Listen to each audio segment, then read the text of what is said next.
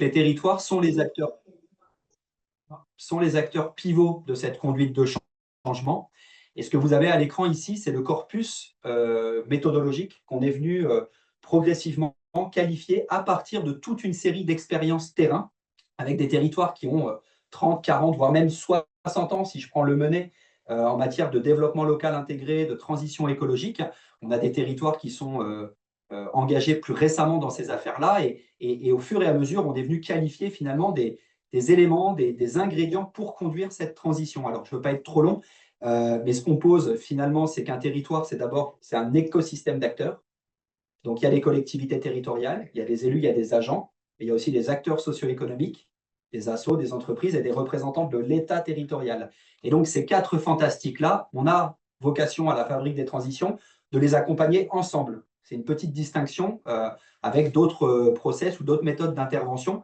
On pose comme un préalable à tout accompagnement le fait d'engager une dynamique collective de cette façon-là. Ensuite, les fondamentaux de la conduite de changement, on pose très rapidement le fait que d'abord, c'est les théories de l'engagement. Il faut créer les conditions de l'engagement et ça passe notamment par une approche patrimoniale. Ce n'est pas parce qu'on a raison de poser la transition écologique qu'elle se fait, c'est parce qu'on crée les conditions d'une dynamique collective dans laquelle les uns et les autres se retrouvent. Et le patrimoine, que ça soit matériel, immatériel, culturel, est un élément commun à partir duquel on peut faire société et peut-être renouer avec des dynamiques de contrat social. Mais Mathieu, tu nous diras ça tout à l'heure. Le deuxième enjeu, c'est la coopération, le fait qu'il y a un autre logiciel à mettre en place que celui fondé sur la compétitivité, la concurrence. Cette question de la co-construction, de la coopération, de la coproduction, elle est au cœur de cette nouvelle manière de créer le développement des territoires et d'accompagner leur mutation. Le troisième enjeu, c'est l'approche systémique, le fait que les enjeux sont interreliés et qu'on ne peut pas prendre la transition écologique comme une thématique parmi d'autres.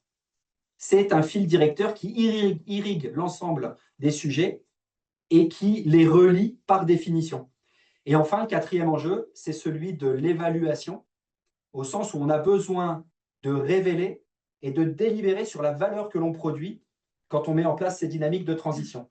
Et ça crée un marchepied vers la question de nouveaux modèles économiques, parce qu'une fois qu'on est d'accord pour dire que la valeur, ce n'est pas seulement la rentabilité financière, mais c'est aussi les enjeux écosystémiques, les enjeux sociétaux, alors on peut réfléchir à une contractualisation des conventions entre acteurs qui préservent cette valeur et en redistribuent les dividendes. Donc ça, c'est le cœur, on va dire, méthodologique à partir duquel on déploie tout ça. Et si on le fait en logique d'alliance, parce qu'on considère qu'on a les uns les autres des angles d'attaque qui sont complémentaires. Certains sont plus utiles que d'autres à certains moments, et on a besoin de jouer cette complémentarité. Et je ne veux pas être beaucoup plus long là-dessus, mais on a donc des éléments d'ingrédients et de recettes, on va dire, pour accompagner le changement. Et en même temps, ça ne suffit pas si le contexte politique, social n'est pas porteur sur ces sujets. Et on est en quelque sorte dans ce moment-là où certains parlent d'un backlash écologique dont on ne définit pas toujours les contours d'ailleurs. Est-ce que ce serait un rejet par la population, par les habitants, par les citoyens de la transition en tant que telle? Je ne crois pas. Il y a d'autres indicateurs, type baromètre de l'ADEME, qui montrent que ça reste un sujet de préoccupation, mais pour autant, on sent un certain relâchement du point de vue des institutions, du point de vue des acteurs économiques, pour continuer à porter ces enjeux. Donc, c'est pour cette raison, quand on a vu passer la note que vous avez produite avec Parlons Climat et à l'IDRI sur cette question du pivot majoritaire, pour les raisons que j'ai évoquées là rapidement, on s'est dit là, il y a quelque chose d'intéressant dans le paysage qui nous offre un point d'appui conceptuel à partir duquel on peut penser l'action que l'on mène et avec lequel on aurait besoin peut-être d'approfondir ou de créer les conditions d'un dialogue.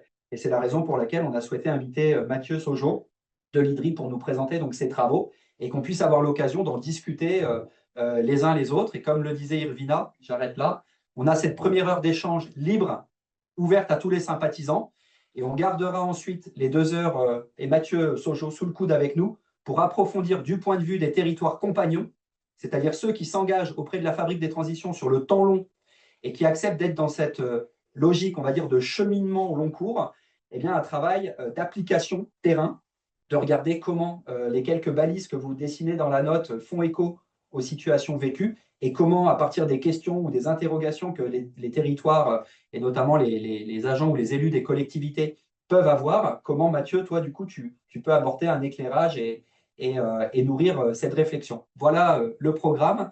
Et donc, merci aux uns et aux autres de votre écoute. Je vois une main levée, Jean-François, je crois. Oui, tout à fait. Jean-François, tu veux dire un mot? Oui, c'est un peu dépassé, mais je voulais te donner la formule initiale que j'employais, c'est la radicalité des propos appartient au premier venu. La radicalité des transformations, c'est un peu plus compliqué, parlons-en.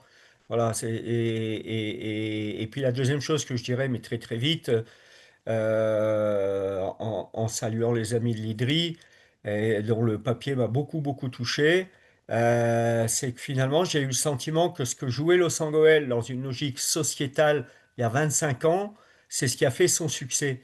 Là où j'observais plein de territoires qui jouaient plus des coups, des opérations pugnaces intéressantes, mais on avait la chance de pouvoir faire du sociétal à l'os.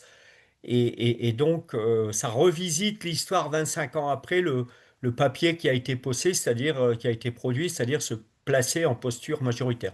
Voilà, mais c'est un peu dépassé, donc je m'arrête là. Et la priorité, c'est d'écouter nos amis de l'IDRI. Est-ce qu'en introduction, Julien, est-ce que tu veux dire 2 mots supplémentaires sur les territoires compagnons Non, à ce stade, j'ai dit l'essentiel. et sur notre Assemblée des alliés qui arrive le 3 décembre? On aura l'occasion d'approfondir tout ça à Césure, ici, le 3 décembre. Donc, voilà, il est encore temps de s'inscrire. Ok, super. Et ben, du coup, sans plus attendre, je vais te passer la parole, Mathieu. Du coup, Mathieu Sojo, directeur du programme Mode de vie en transition à l'Institut du développement durable et des relations internationales, IDRI. Et donc, du coup, tu es le co-auteur de cette note vers un pivot majoritaire de l'écologie que tu as coécrite avec Lucas Francou de Parlons Climat et Marion Bette de l'IDRI. Et je te laisse la main. Merci beaucoup pour cette invitation et peut-être du coup quelques mots de d'où ça vient avant de rentrer directement dans le vif du sujet. D'ailleurs, c'est des questionnements qu'on avait partagés il y a quelques années avec Thibaut qui est ici. Nous, finalement, au fond, à l'IDRI, ça fait 20 ans qu'on œuvre au développement durable à travers des actions à plein de niveaux, mais on était historiquement reconnus pour nos travaux au niveau des négociations internationales. Et on fait les 10 ans de l'accord de Paris, voilà, c'est vraiment dans l'ADN de l'IDRI de travailler sur ces grandes négociations. Et puis, on s'intéressait à des grandes transformations sectorielles, l'agriculture, l'énergie, la mobilité récemment. Et puis, finalement, à la fin des années 2010, on m'a demandé de dire, bon, bah, finalement, il y a une dimension sociale à la transition que certains appellent demande, que d'autres appellent comportement, d'autres inégalités, d'autres modes de vie. On sait que c'est fondamental, mais on ne sait pas bien le traiter et on ne sait pas bien en débattre au niveau politique. Et donc, notre rôle de l'IDRI en tant que think tank, il faut qu'on arrive à contribuer à une meilleure compréhension des dimensions sociales de la transition. Assez vite, on s'est dit que le concept de mode de vie, parce qu'il était capable de connecter individus et collectifs, techniques et social, était intéressant de ce point de vue-là. Et puis, simplement aussi pour dire que ça arrivait finalement aussi un peu pendant, après la crise des Gilets jaunes, qui a été évidemment pour beaucoup d'acteurs, beaucoup de personnes, comme finalement une sorte d'alerte qu'on a peut-être raté un certain nombre de choses. Moi, il y a une phrase qui m'a marqué, je te suis dans les phrases qui nous ont marqué, qui est de Sophie Dubuisson-Kelly, qui est sociologue à Sciences Po et qui est au Conseil pour le climat, et qui me disait, bon, vous, les ingénieurs économistes, vous pensez que vous avez les solutions. D'ailleurs, vous le dites très souvent, on a les solutions, on sait faire, on sait faire la transition. En réalité, vous jouez au Scrabble, vous avez le mot transition sur votre chevalet, mais vous n'avez aucune idée de comment vous allez la mettre sur le plateau de jeu avec toutes les pièces qui y sont déjà et sans foutre la pagaille. Et c'est vraiment quelque chose qui m'a marqué parce que, et au fond, c'était le début, d'ailleurs, on a échangé récemment avec Sophie, un fil qu'on a tiré jusqu'à cette note, qui est finalement une approche minoritaire à son intérêt, parce qu'on a envie de mettre ce mot transition, il faut déjà le mettre dans le bon ordre, c'est pas si facile. Mais c'est vrai qu'il y a cette impression qui est, moi, ça faisait déjà 10 ans que j'étais dans cet écosystème-là, qu'on est focalisé sur notre sujet et qu'on a tendance à pas assez regarder ce qu'il y a autour, comment c'est relié, et là, on va essayer de le faire rentrer dans le tissu de la société. Donc finalement, ça a été les travaux qu'on a menés, ont essayé de retisser finalement ce lien entre transition et le reste de la vie sociale, que ça soit quand on parle de mode de vie alimentaire sur lequel on a beaucoup travaillé, en essayant de se renvoyer aux contraintes et aux aspirations des gens qui sont liés ou non à l'écologie, qui peuvent être liés à plein d'autres choses, d'essayer de comprendre comment on peut conduire ce changement. Et puis, de toute façon, j'y reviendrai avec notre pivot majoritaire. Ça nous a amené, au fond, à faire un approfondissement autour de la notion de contrat social. Encore une fois, une conséquence de la crise des Gilets jaunes en se disant, mais en fait, là, en l'occurrence, la transition écologique était la goutte d'eau qui a fait déborder un vase qui était déjà très plein, sauf qu'on n'avait pas vraiment conscience que ce vase était si plein et qu'il était prêt à déborder. Et donc, depuis quelques années, autour de cette notion de contrat social, on fait un travail vraiment où on parle peu d'écologie, mais on essaye de comprendre ce qui se passe, de se connecter avec les chercheurs, avec les acteurs qui s'intéressent à la démocratie, au travail, à la consommation, à la sécurité, pour essayer de comprendre qu'est-ce qui ne fonctionne plus ou plus aussi bien. Donc ça, bon, c'est un peu le contexte qui nous amène à ça. Ce travail, cette note, elle s'inscrit vraiment dans une réflexion collaborative avec Parlons Climat sur le temps long. On a mis longtemps à la faire accoucher parce que, et c'est, je pense, l'intérêt de l'exercice, on est venu avec des grilles de lecture très différentes. Parlons Climat étant quand même vraiment un expert des études d'opinion sur l'environnement et le climat, donc regardant vraiment, alors à la fois surtout les enquêtes quantitatives, mais aussi souvent maintenant des enquêtes qualitatives pour essayer de comprendre finalement quelles sont les perceptions, comment elles évoluent, quand les gens parlent climat ou environnement, qu'est-ce qu'ils veulent dire exactement. Et donc vraiment un regard opinion. Et puis nous, un regard plus orienté vers les politiques publiques, la façon dont on pense, le changement social, etc. Et du coup, finalement, on est parti d'une forme d'insatisfaction un peu double. Côté Parlons Climat, une insatisfaction qui est on va un peu trop vite en besogne en disant les Français ne veulent plus d'écologie, il y a un backlash. Et nous, une insatisfaction sur la façon dont, le plus souvent, on imagine le changement social, le changement de comportement, le changement de pratique des individus. Et en fait, on s'est rendu compte que mis ensemble, en fait, ça donnait à voir des logiques stratégiques pour penser la transition. Et que c'était ça qu'il fallait reconstruire et qu'on détaille un peu dans la note. Et d'essayer du coup d'interpréter la situation qu'on traversait en essayant d'identifier des pistes. Du coup, la principale thèse du papier, c'est de dire ce qu'on observe n'est pas un essoufflement ou la fin de l'intérêt dans l'écologie, mais plutôt les effets d'essoufflement d'une première phase de sensibilisation, de mobilisation, de portage de la question écologique qui a produit des succès et qui crée maintenant des formes d'obstacles ou de réactions auxquelles il faut s'adapter. Et donc, effectivement, il y avait tout de suite cette idée de dire, en fait, il faut être quand même optimiste, on n'a pas le choix, il faut se projeter dans la suite, et en fait, on a des ingrédients pour penser qu'effectivement, il y a des effets de contexte, évidemment, mais il y a des effets de rétroaction liés à la façon dont on a pu porter ces questions dans la société. Donc ça, c'est vraiment l'idée clé. Et encore une fois, on a essayé de mettre pas mal de pincettes dans la façon de l'écrire dans la note, parce qu'on sait bien qu'on peut avoir un propos hyper unifiant. Et comme le disait Jean-François, évidemment qu'il y a eu une grande diversité d'acteurs qui ont porté la transition, avec du coup des façons plus ou moins minoritaires ou parfois déjà majoritaires bien avant d'autres. Donc voilà, ça, ceci étant dit, on a essayé de dire, bah, oui, évidemment que pendant 20-30 ans, même plus, l'enjeu principal des porteurs de ces enjeux-là a été de créer de l'attention, de la sensibilisation, de la mobilisation, de faire connaître le sujet. Et ça a été décrit par un chercheur qui s'appelle Serge Moscovici comme une approche minoritaire. Il s'est intéressé finalement à la façon dont les petits groupes porteurs d'une cause singulière ont pu historiquement faire changer des attitudes et des normes dans la société. Et donc, il y a une sorte finalement de logique à agir de la sorte. Et du coup, la première conclusion, c'est en partie, ça a marché. Quand il y a 80 et quelques % des Français qui se disent préoccupés, que ça reste, malgré les effets de contexte, dans les priorités, pas tout en haut, mais dans les 3-5 priorités, c'est qu'on a réussi quand même à installer cette norme installer ça dans l'esprit dans l'esprit des gens.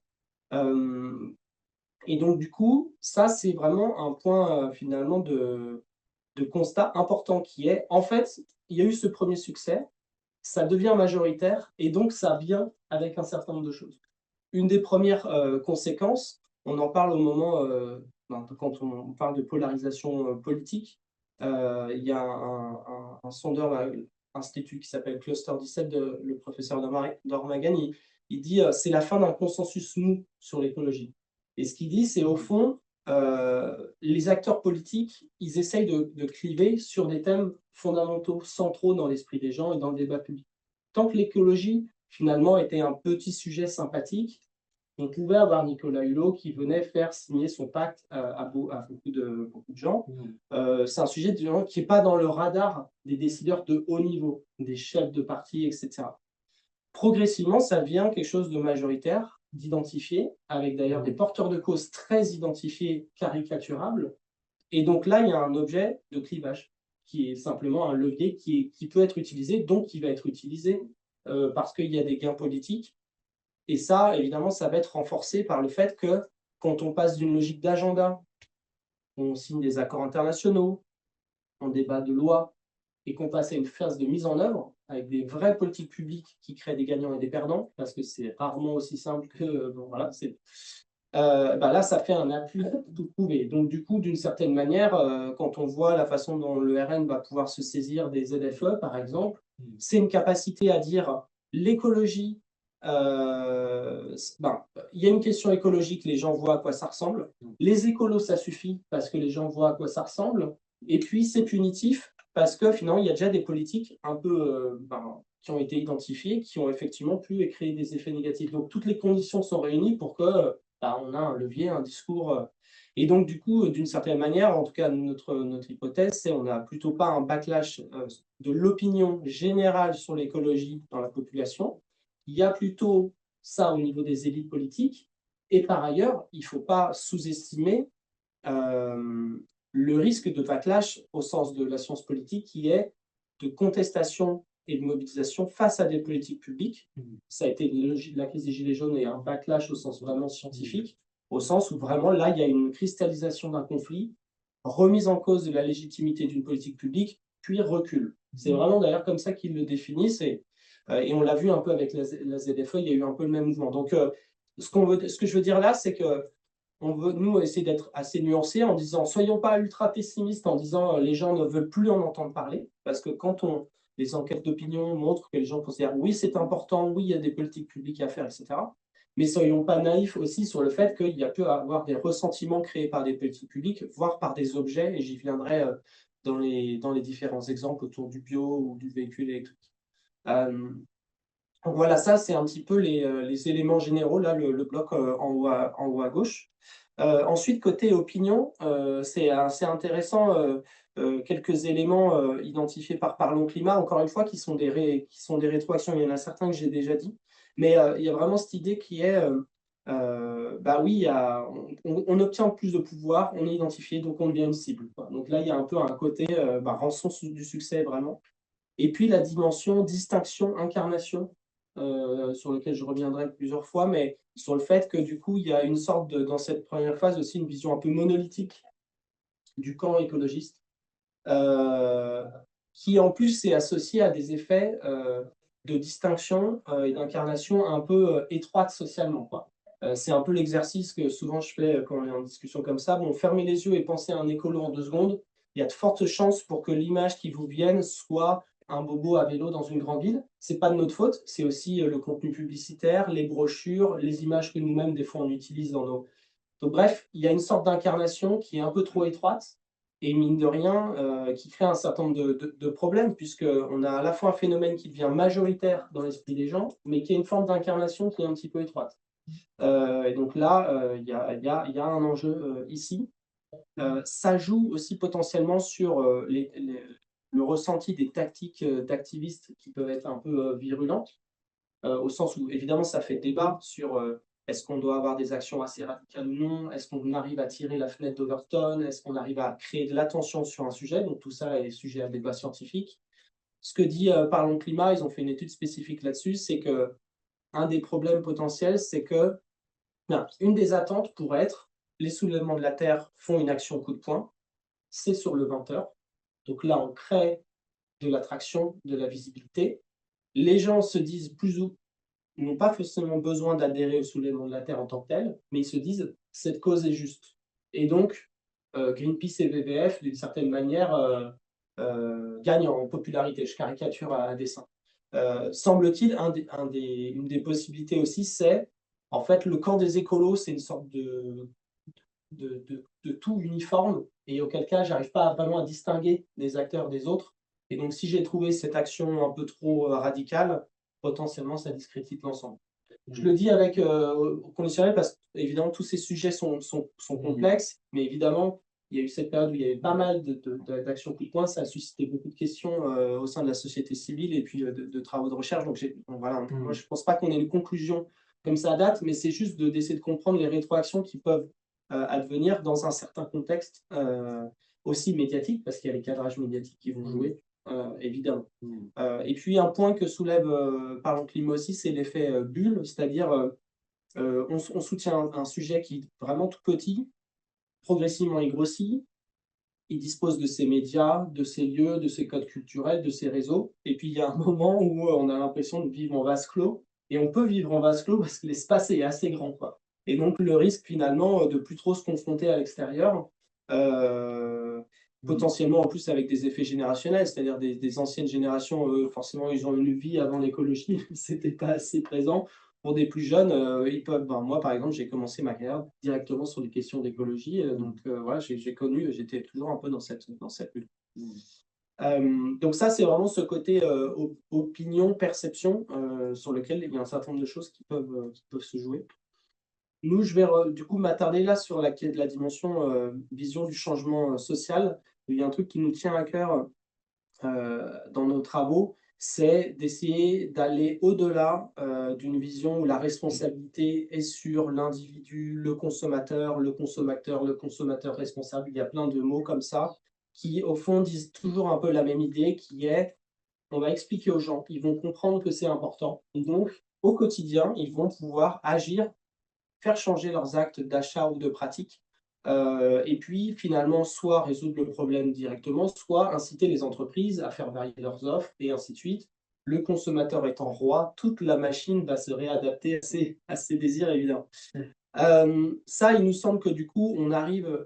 donc ça, d'une certaine manière, ce logiciel de pensée, on ne peut pas dire que c'est tel ou tel acteur qui l'a porté.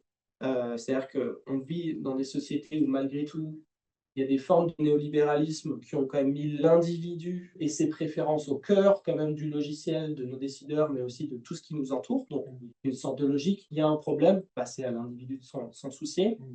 Évidemment, pour des acteurs puissants, mais qui n'ont pas forcément envie de trop se mouiller pour régler ce problème, que ce soit des grandes entreprises ou l'État, il y a une forme, c'est aussi un peu pratique de se dire que c'est l'individu qui va s'en soucier. Et puis, du point de vue militant, face à la difficulté de faire changer le système, pareil, ça peut constituer une sorte de repli, de base de repli, de se dire, bon, évidemment, ouais, ça va être difficile de faire bouger Total, mais les gens, un par un, s'ils changent, ça fait tout changer. Et donc, il y a des logiques qui amènent à cette focale sur l'individu, mais nous, il nous semble que c'est insuffisant, voire contre-productif. Insuffisant parce que, en réalité, quand on regarde l'ensemble des secteurs, l'alimentation, la mobilité, le logement, la consommation, etc., et qu'on regarde ça de près, évidemment qu'il y a beaucoup de contraintes qui vont faire qu'un individu moyen va être en capacité de vraiment tous les jours penser, se contraindre, faire changer la façon dont il fait ses courses, dont il cuisine, etc., qui fait qu'on n'observe pas les résultats qu'on souhaiterait. Nous, on a beaucoup travaillé sur l'alimentation et la consommation de viande. Année après année, tous les sondages disent que les Français veulent consommer moins de viande, disent qu'ils l'ont déjà fait, voire qu'ils vont continuer à le faire. La consommation de viande par habitant ne bouge pas d'un iota depuis 10 ans, pour une bonne et simple raison, c'est que les produits, les offres, les prix, les publicités, tout ça est resté dans un monde dans lequel la viande est omniprésente. Donc, Donc, on a 2% de végétariens, quelques pourcents de flexitariens, et puis le reste des personnes se disent j'aimerais bien, mais dans les faits, j'ai des enfants, j'ai un travail, j'ai pas beaucoup de temps, et ça fonctionne pas. Donc, vraiment cette idée en fait, il faut agir sur ce qui structure les modes de vie. Dans l'alimentation, il y a un concept qui est assez présent maintenant, c'est celui des environnements alimentaires, qui veut juste dire ce qu'on peut toucher, les prix, est-ce que c'est désirable, et puis est-ce que j'ai eu un minimum l'information. Et puis, il y a un élément qui est important et que nous, on a découvert un peu progressivement, c'est le niveau de ressentiment que ça peut créer. C'est-à-dire que, et à différents niveaux, c'est-à-dire que ce ressentiment peut exister du point de vue des producteurs. On a vu qu'au moment de la crise des agriculteurs, ils disaient, ben, le consommateur, il fait des beaux discours, c'est relayé par les médias, mais pas dans ses actes d'achat, et donc, en fait, c'est des familles, etc. Et puis, du point de vue des individus, notamment parce que consommer responsable, ça coûte plus cher. Il y a eu des travaux récents du Conseil national de lutte contre l'exclusion, le CNLE, un gros rapport sur la transition. Et ils ont fait notamment tout un travail sur les surprix, quoi, il faut payer en plus tout un tas de biens de consommation. En fait, oui, c'est évident, c'est qu'il y a une partie de la population qui reçoit les mêmes discours que la population générale, qui est si vous êtes vertueux pour la planète et les gens, vous devriez acheter ces produits-là, et qui, en fait, ça ne rentre pas du tout dans leur pouvoir d'achat. Donc ça crée forcément une sorte de frustration et de ressentiment, et qui peut amener d'ailleurs à ce que certains appellent de la réactance, mais qui est on me dit que le bio c'est bien, je ne peux pas acheter le bio, le bio c'est nul, c'est pas pour moi. Ou le véhicule électrique, on me dit que c'est bien, je ne peux pas l'acheter, donc le véhicule électrique est une arnaque. Ici, malheureusement, extrêmement présent au sein de la population. Donc là, vraiment, il y a cette idée que, voilà, il y a un peu cette idée minoritaire derrière cette logique, parce que quand même, il y a cette idée qu'il y a une minorité éclairée qui va mettre en œuvre un mode de vie et des actes d'achat durables. Il va donner envie à tout le monde et ça va probablement se diffuser. Sauf que on a déjà discuté des contraintes qu'il y a à ça, et il y a aussi l'effet que non, en fait, tout le monde n'a pas envie de ressembler à un nouveau, en fait, parce qu'il y a des effets de distinction sociale, il y a des groupes sociaux différents. Et donc là, en fait, dans la première vision, il y a une sorte de société uniforme du haut vers le bas, alors que la réalité, c'est plutôt une diversité de groupes sociaux. Et donc, ça implique de regarder les choses différemment. Et nous, par exemple, on a fait un travail de scénarisation des changements de pratiques alimentaires. On avait fait 12 groupes sociaux, selon le diplôme, l'âge, la situation familiale, pour se dire, mais en fait, là, il y a des gens juste qui ont des contraintes, qui ont des effets de distinction, des valeurs qui sont différentes. Et donc, ça va vouloir dire des choses différentes. Donc, il ne faut pas avoir un regard totalement uniformisant là-dessus. Et puis, sur la dimension contrat social, et tu l'as dit tout à l'heure, en fait, évidemment, il y a plein d'autres sujets qui sont des sujets clés des conditions de vie des gens, et la question écologique ne sera jamais la seule et prioritaire question, alors que, en fait, évidemment, qu'il y a toutes les autres questions de vie au quotidien qui sont importantes, quoi. Et donc ça, c'est le premier élément. Et puis, la deuxième, c'est que avec cette logique de contrat social, nous, ce qui nous intéresse, c'est vraiment l'idée qu'il y a des promesses implicites au sein de la société. Il y a des promesses, et ces promesses implicites, quand elles sont déçues, elles créent pas mal de frustration. Donc, par exemple, une promesse implicite, c'est la méritocratie et l'ascension sociale, la mobilité sociale. Donc, typiquement, en France, on voit bien que là, ça commence à être une promesse sur laquelle ça coince. Le fait que, par exemple, en France, on met beaucoup de choses dans le travail, les gens attendent beaucoup de leur travail en termes de reconnaissance, d'autonomie, de sens.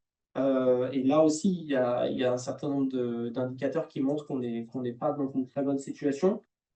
Bref, l'idée, en tout cas, c'est de se dire, mais je crois que je reprends quasiment tes mots, Julien, tout à l'heure, c'est pas une cause singulière qu'on doit faire gagner toute seule, quoi, parce qu'en fait, ça ne peut pas fonctionner. Et donc, ça implique, une fois qu'on a dit ça, de comment on fait des jonctions vraiment fortes avec d'autres sujets, comme le travail, comme le logement, comme la façon de se projeter dans l'avenir de manière sûre. Voilà. Donc là, le champ est effectivement très ouvert. Il y a eu quand même, et ça, on ne veut pas avoir la prétention de réinventer l'eau chaude, il y a eu beaucoup de travaux des ONG sociales et environnementales de travailler ensemble ces dernières années. On a vu évidemment des slogans fin du monde, fin du mois apparaître, etc. Donc il y a plein de choses qui vont déjà dans cette direction, voire des acteurs qui font ça depuis longtemps. Mais disons que c'est pas forcément la majorité ou c'est pas l'impression que ça donne. Et puis surtout, il y a un gros travail de voir qu'est-ce que ça veut dire exactement. Parce qu'en fait, transition écologique et travail, ouais, voilà, il va y avoir des chocs négatifs, peut-être des améliorations. Mais encore une fois, c'est une façon un peu différente d'essayer de porter sa question. C'est pas d'abord nous, l'écologie, et puis les autres sujets, on verra plus tard, mais plutôt comment on arrive à les relier. Du coup, en quelques minutes, les pistes, et puis on va pouvoir ouvrir la discussion. Et en partie, les pistes découlent de ce que je viens de dire. La première, elle est assez à la fois évidente, mais depuis qu'on présente ce papier et qu'on en discute avec les acteurs, moi, je me rends compte à quel point elle est vraiment importante. C'est de vraiment varier les incarnations, les distinctions autour de l'écologie, quoi. Comment on donne à voir toute une diversité de répertoires d'action, qu'on peut être écolo sans faire du vélo et sans être végétarien, parce qu'en fait, on fait d'autres choses, que c'est d'autres personnes dans d'autres territoires. Et ça amène à des discussions très concrètes. Par exemple, je échangeais avec un grand industriel du bio, et qui disait, oui, c'est vrai, dans nos publicités, on commence à essayer de varier les personnes, parce qu'en fait, on avait toujours un peu les mêmes personnes. Donc, c'est un peu... Et ce que je veux dire là-dessus, c'est que, et je l'ai dit à... J'ai travaillé, j'étais dans un webinaire avec des entreprises en disant, en fait, ce que font les entreprises, c'est aussi politique. Parce que on voit beaucoup de choses de ceux qu'on voit qui traitent de la transition, c'est lié quand même à des publicités ou à ou de l'action des entreprises, des discours des entreprises. Et donc, d'une certaine manière, là, on touche à des enjeux d'identité, quoi. Donc, c'est pas juste de la com, quoi. À un moment donné, c'est est-ce que je me retrouve là-dedans ou pas? Est-ce que je suis obligé de choisir entre être sobre ou consumériste? Est-ce qu'il y a un entre-deux? C'est quoi ces entre-deux? Voilà, il y a vraiment cet enjeu des imaginaires qui ne soient pas utopiques, quoi, qui laissent de la place à une diversité de personnes, d'ambitions, de situations, etc. La deuxième piste, vraiment, c'est dans la suite de ce que je disais sur le mode de vie, quoi. Nous, on l'a résumé avec cette formule-là, quoi, de ne plus se dire quand on veut, on peut, et donc, allez-y, là, maintenant, vous avez les clés, agissez, mais travailler sur les conditions concrètes qui vont rendre ça possible et accessible au quotidien, parce que, c'est ce que je dis souvent, quand on y réfléchit, nous, on est chacun un peu souvent dans un secteur, mais quand on les additionne, les Français devraient être donc experts de leur alimentation, donc de les 172 labels qui existent, et des analyses de cycle de vie associées, comprendre, faire leurs projections sur les véhicules électriques, le prix de l'électricité à 5 ans, la valeur de la revente de leur batterie, etc., bien sûr. Ils devraient savoir utiliser ma prime rénov', dont même, je le dis en off, mais même mon directeur scientifique m'a dit « Oh là, j'ai fait une rénovation, ça fait 30 ans que je parle d'énergie. » Il m'a dit « C'est vrai que quand même, j'ai un peu sué pour faire mes dossiers. » Bon, donc, il devrait faire tout ça. C'est évidemment impossible, en fait. Je veux dire, on ne peut pas passer un mi-temps à être expert consommateur sur tous les domaines. Donc, comment on fait pour que ça soit, et c'est ce que disent les sociologues avec qui on a travaillé, quoi, que ça soit juste facile, accessible, quoi, naturel.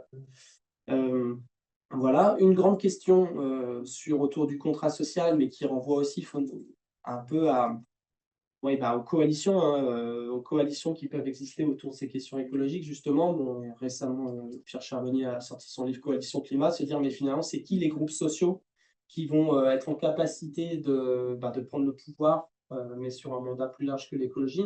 Et là, les chercheurs réfléchissent souvent avec l'analogie du socialisme, en disant, finalement, il y avait une classe sociale qui était le futur de la société par son nombre, et donc qui a pu mettre en œuvre un projet transformateur autour du socialisme, dont on est tous les héritiers, parce que c'est la société dans laquelle on vit.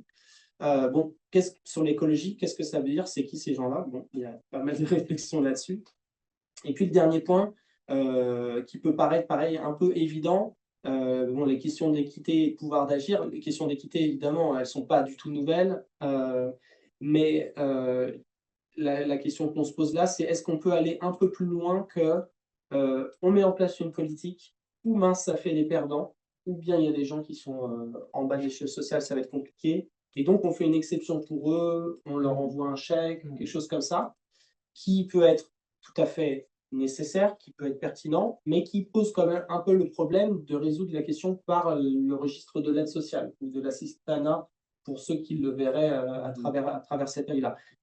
Et donc, cette idée qui est, en fait, est-ce qu'on arrive, et ça, évidemment, je pense que sur les territoires, c'est vous avez sûrement plein d'exemples hyper pertinents autour de ça, à mettre les personnes en pouvoir d'agir et non pas simplement en pouvoir de répondre à ce qu'on a décidé dans un autre lieu.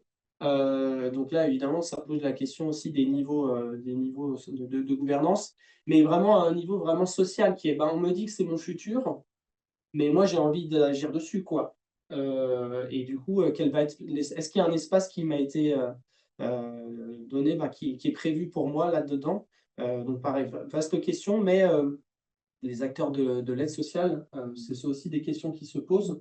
Et nous, on collabore avec la Direction générale de la cohésion sociale, donc des gens qui sont sans opérationnel et qui réfléchissent à comment on peut relier protection sociale et transition, comment on sécurise des parcours de vie en faisant les deux en même temps. Donc voilà, il y a aussi des choses qui se passent de ce point de vue. 45, je peux connecter. Parfait. Merci beaucoup, Mathieu. Ouais, merci.